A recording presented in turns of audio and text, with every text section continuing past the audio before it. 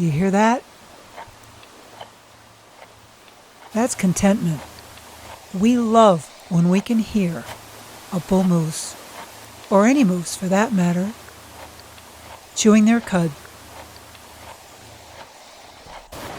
Here is Drop Tine in 2017. The first year we found him, and the only year we saw him in dry rack, out of velvet. This was a really fun encounter.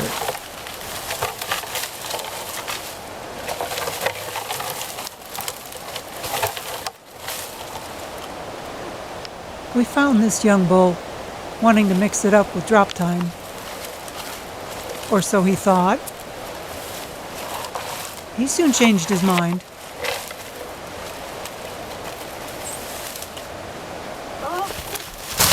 We first found Drop Tine in 2017, but it wasn't until 2018 that he became a ghost. Our friend Randy sent us some pictures. We were still back home in New Hampshire. He sent us some pictures of this big giant bull. He had tines hanging down all over the place, brow tines dropping here and there. It was nuts.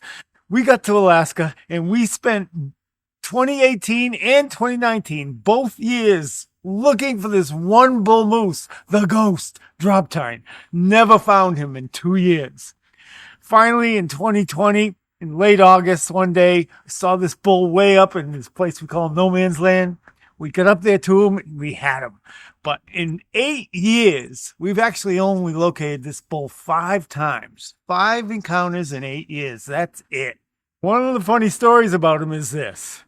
I don't know how many times I've been out in the woods, I've seen a big bull, and I've said, it's Drop Tine, right? Time and time again. I have been laughed at by so many people because I turn around to someone and I say, it's Drop Tine. And of course it's someone else, flat top or somebody. That has happened so many times. I'm famous for it. So come on, let's go look at his story. Here he is, Drop Tine himself, 2020. We were over the moon that we found this myth, this legend, this ghost.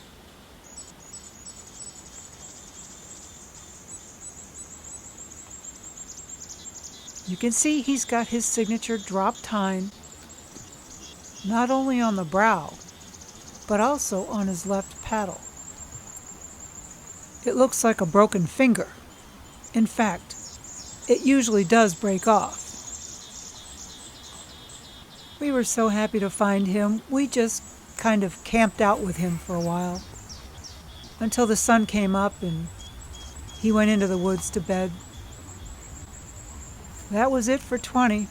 Now we're at 2021, and here he is. When we get closer, you'll see that his Drop Tine is now on his right paddle. This time it's not so much a broken finger as it is just a wonky tine that's shorter than the rest. It's going in the wrong direction. You can see it there as he's scratching.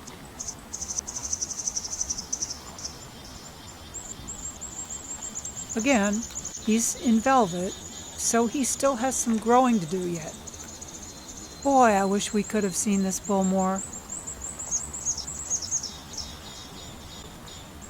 This was an epic day for us. We had 22 Drop Tine, mismatch, and a cow all together.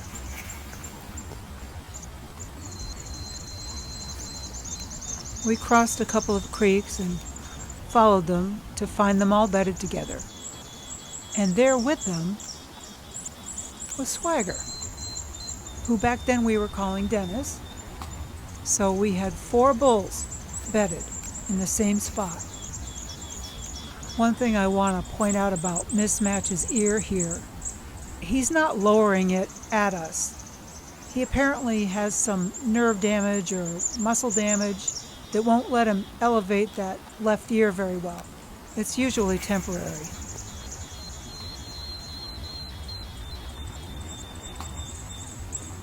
You can understand why we get pretty excited about this bull, or used to get pretty excited about him. Boy, we'd love to see him again. how magnificent is he? We had so few encounters with him, but we're grateful for every one. And this is the last time we saw Drop Tine.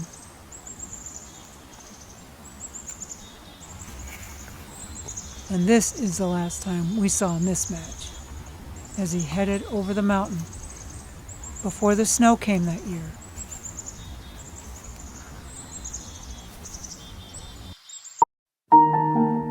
Thank you for watching. Please subscribe.